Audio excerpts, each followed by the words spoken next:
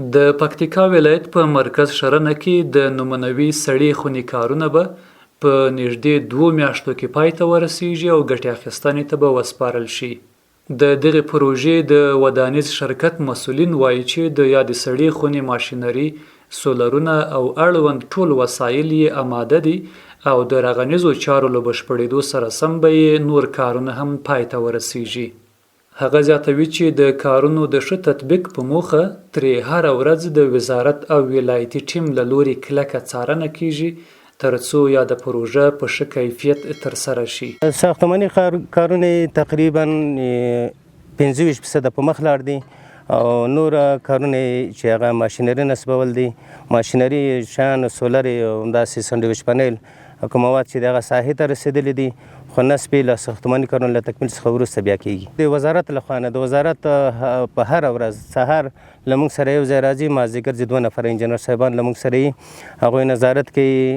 همکار دي. همداسې ولایتي ټیم کې د ښارسازۍ یو انجینر دی، د ولایت دی، د اقتصاد له خوا نه دی او د ریاست زراعت له خوا نه د کاري ټیم دی، د نظارت ټیم دی. دا په هره ورځ زموږ کارونه چې کوي. د کرنې اوبو لګولو او مالدارۍ وزارت تخنیکي انجینیر محمد فرید امرخیل وایي چې یاده سړکونه به په یو وخت کې د 600 متریک ټنه سبزیجاتو او میوو ځایولو ظرفیت ولري، خو په وینا یې چې دا یوه نمونوي پروژه ده او که چیرې ښه نتیجه ورکړي نو په پلان کې لري چې دې ته ورته نورې سړې خونې هم جوړې کړي ترڅو کروندګر کرکیلې ته وهڅول شي او کرهڼې ته مخه کړي. دا پروژه د 600 متریک ټنه ظرفیت په لرلو سره د پکتیکا ولایت په مرکز شرنې مربوط د امیرالمؤمنین صاحب حفظه الله د فرمان په اساس د 93 میلیون افغانیو په لګښت سره جوړیږي او کارونه تقریبا 15 میاشتې مخکې شروع شوي وو. بیا د ژمي موسم د سړې هوا په اساس باندې کارونه 2 میاشتې معطل سول، نو اوس هوا ښه شوې ده، کارونه دوباره شروع دي. نو کارونه نهایي به تقریبا 1-2 میاشتو پورې وخت به ونیسي. نوی اقدام ده د سړو خونو په رابطه کې، خصوصا د پکتیکا ولایت کې دا یو نمونوي پروژه ده د موږ، ګرچې دا بسنه نه کوي، 600 متریک ټنه ظرفیت لري، بسنده نه ده، حتی تنه د شرنې مربوط د قانون لپاره بسنده نه ده. و دا یو نمونه‌ای پروژه ده چې د قانون تشویق سي، سکتور خصوصي سکتور تشویق سي، نو که ان شاء الله نتیجه ښه وه نو بیا په آینده کې موږ پلان کې لرو. حاجي شاولي په مرکز شرنه کې د مڼو شاوخوا 5500 ونې لري. هغه وایي د سړو خونو د نشتون له امله هر کال خپل حاصلات په ډیره کمه بیه پلوري. یو بل کروندګر هم وایي چې پکتیکا د هیواد پر کچه ډیره با کیفیته مڼه لري، خو د ساتلو ځای او سهولتونه نه لري او مجبوریږي چې له حاصلاتو اخیستلو وروسته یې په ډیره کمه بیه وپلوري. د بل کال ته موږ مڼې ټول چې خراب شي په نه بیه راچې ولاړې، په نه بیه به دې باندې لاړې، له پاکستان ته لاړې، بیا ساتلې، بیرته بیا خپلې مڼې بیا یو څوک بوتل ورې بیا وساتلې، بیرته بیا خپلې مڼې په موږ باندې خرڅولې، کیلو بیا خو دا په 100 باندې خرڅوله. له موږ چې بیا من تقریبا په 100 باندې واخیستل، دا بیا په 100 روپۍ لا 50 روپۍ لا 50 روپۍ من را چې واخیستل، هغه مڼې به بیرته بیا په موږ باندې 3 ډبله 100 ډبله 15 ډبله را باندې خرڅولې. تقریبا 1500 ونې دي هر کال د اټکل له مخکې که درته ووایم تر 10,000 منه پورته ورکوي. دلته دا د مڼې کې چې باید د خلکو ته دنیا ته یې سړی دی نو نه دپاره یې ور ورښکاره کړي. دلته پکتیکا دا وړ مڼه لري، ښه مڼه لري، خوږه مڼه، ذایقه داره مڼه،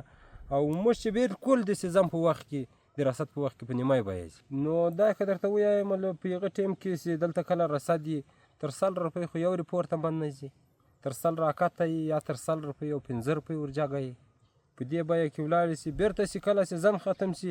نه هغه مڼه یې تر هغې کمزورې، هغه یو مخ کمزورې مڼه موږ ته پاته یې دلته په پکتیکا کې هغه مڼه کیلو په 200 باندې 200 روپۍ کیلو وي.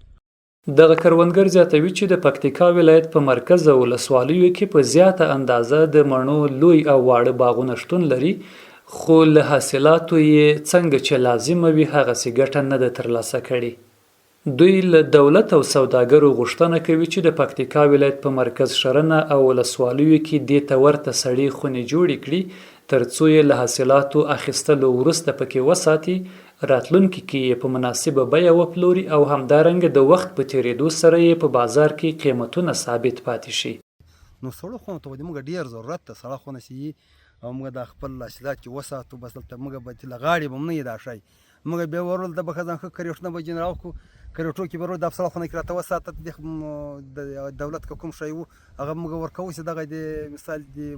د مزدوري له د تنخوا له هغه به موږ ورکوو، موږ ته خپل شی به اصل راته ساتلی د په هغه خپل ټیم باندې به زه بېرته راوباسم، خپل ټیم باندې به هم راته خرڅي، تمام کال خواري ورسره وباسو، د شاخبري روپۍ ورکوه، د سرې روپۍ ورکوه، تمام کال سره لګیا د مزدور هغه چې اخر رسېږي چې شی پلاس نه راځي ولاکه د کور خرڅه پلاس نه راځي، ولې په دې باندې چې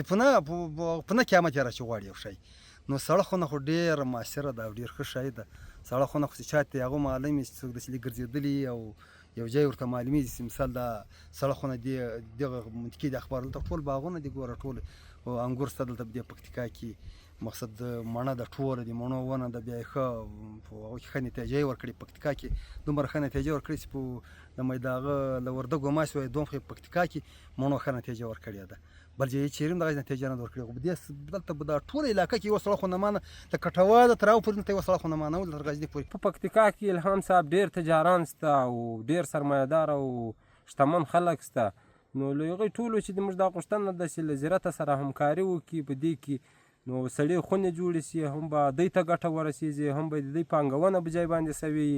او هم به وروره ګوله دا د خلکو حاصلات سم وساتل شي، سم به په ځای باندې ولګېږي.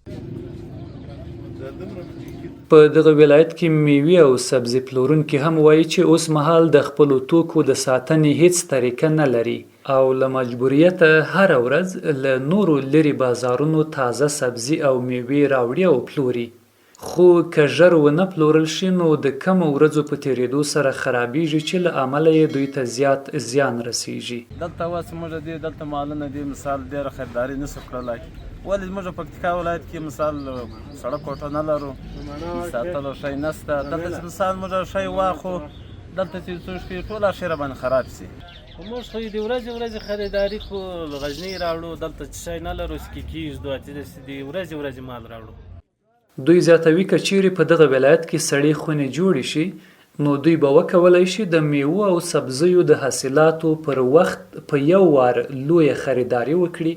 او له سټور کولو وروسته یې د اړتیا په وخت کې بازار ته وړاندې کړي. د هغوی په خبره چې په دې سره به د کال په هر موسم کې د میوو او سبزیو نرخونه مناسب او ثابت پاتې شي.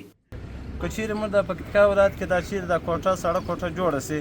نو دا د ټولو پکتیکاوالو د ټولو کاروباریانو لپاره د هر دکاندار لپاره دا ټوله ګټه ده سره. نو موږ په یو دلته ډېره خریداري نه شو کړای چې موږ ډېره خریداري وکړو دلته مثال شی را باندې خراب شي، نو که دا یې چې مثل سړه کوټه روزانه خریداري مثال